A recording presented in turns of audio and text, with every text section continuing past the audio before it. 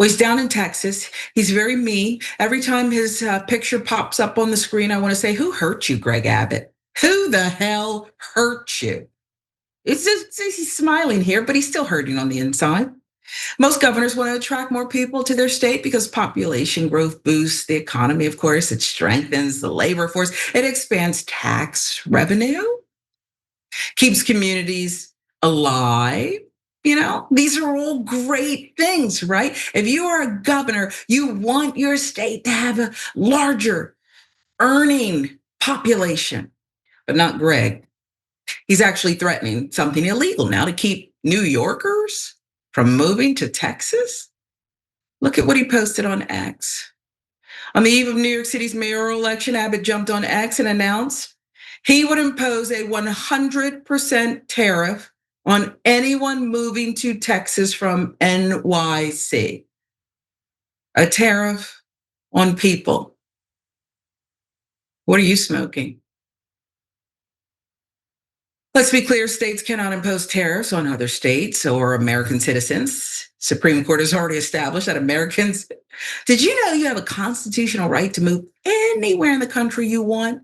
You can freely move about, you can travel, live wherever you want, become permanent residents anywhere in the country.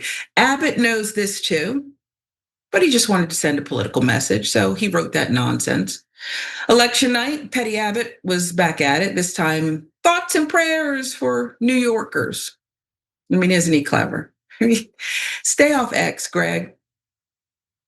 Of course, Mamdani, already the favorite, went on to become the youngest and first Muslim mayor in New York City history, well, the youngest since the 60s.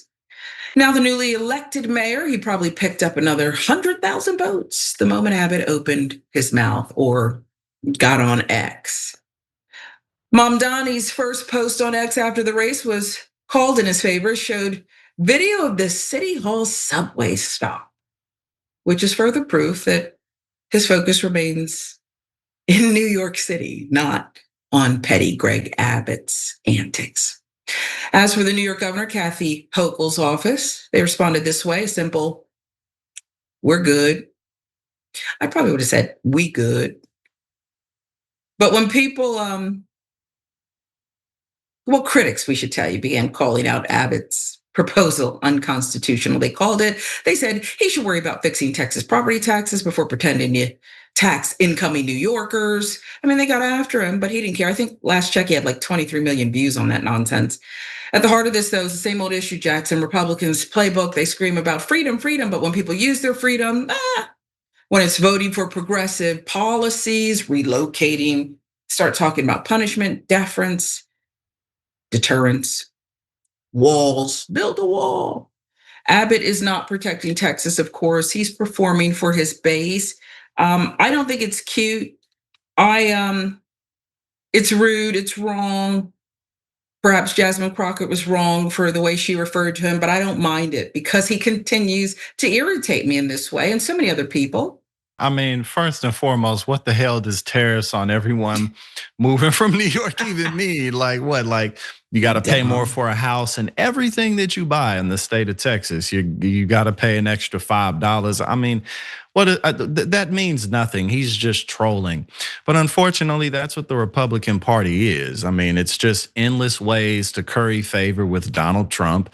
Maybe Trump will give them the emergency funding that they need when some disaster inevitably strikes. Because as you know, if you give Trump any lip, if a hurricane comes through or a tornado or a natural disaster, he just may prevent FEMA from going.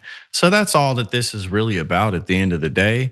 But also, again, it just goes to show how unserious the Republican Party is as a whole. And that's also why Democrats had resounding wins yesterday and why that trend will probably continue. Not necessarily because people are so happy with Democrats, but because the Republican Party is such a disastrous failure and it can't be denied.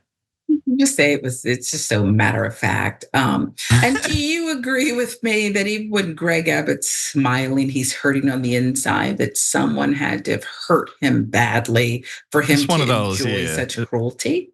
It's one of those. It's a fake smile, and it's one filled with spite. It makes him happy to hurt you. Gives him a sense of power.